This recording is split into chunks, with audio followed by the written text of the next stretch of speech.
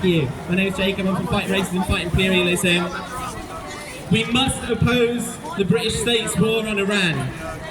Despite what the racist, genocidal, warmongering Labour government says, this is no defensive war. No such thing exists.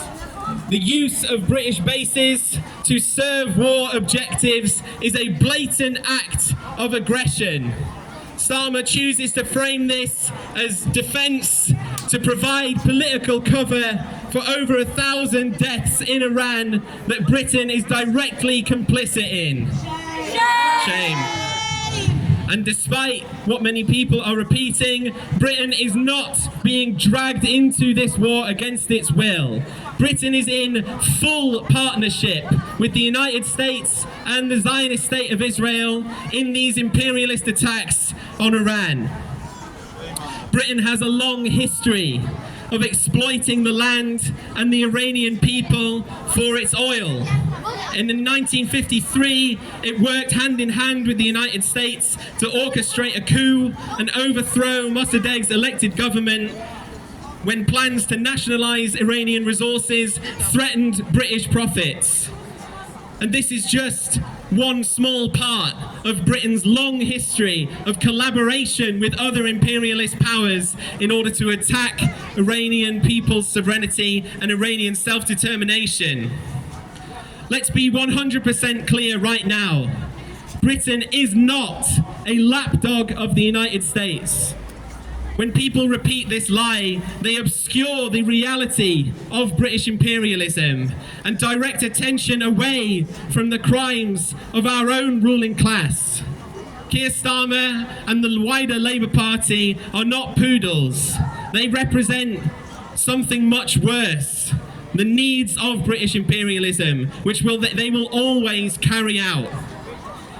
This Labour government has already played an enthusiastic role in supporting genocide in Palestine, the total oil blockade of Cuba, attacking the elected leader of Venezuela. They cannot be reasoned with in their current state.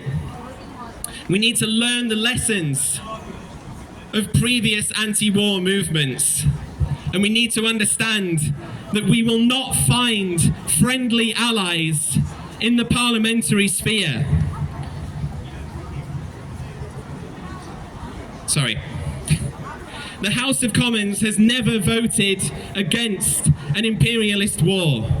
And if anyone seriously believes that this genocidal Labour government will vote against it now, then they're dreaming. We cannot cling to reformism and parliamentarism that has failed us repeatedly throughout history. We must instead confront British imperialism directly. We must demand that no more blood be spilled in the interests of the British ruling class. We must oppose all British operations in the Middle East and sever all connections between Britain and the Zionist state. We must leave Israel a totally isolated pariah state by demanding economic sanctions be imposed on it now. And we must unconditionally support the right of Palestinian people to resist through any means they see necessary, and against an illegal occupying force as is enshrined by international law. Let us not repeat previous mistakes. Let us not imagine that we have allies in the parliamentary sphere. When Britain and its imperialist allies invaded Iran, our pool of potential allies did indeed expand. But it did not expand into the houses at Westminster. It expanded into more countries in the Middle East. I've said it time and time again, but it bears repeating. We have a common enemy with the people of the Middle East in the form of British imperialism. And now more than ever, it is our duty to oppose British imperialism from within. The people of Iran don't have the position that we have. We live here. We can fight British imperialism from within the belly of the beast. And that duty is to them, the people of the Middle East, who now face imperialism's crosshairs, and it is also to ourselves, to our own dignity,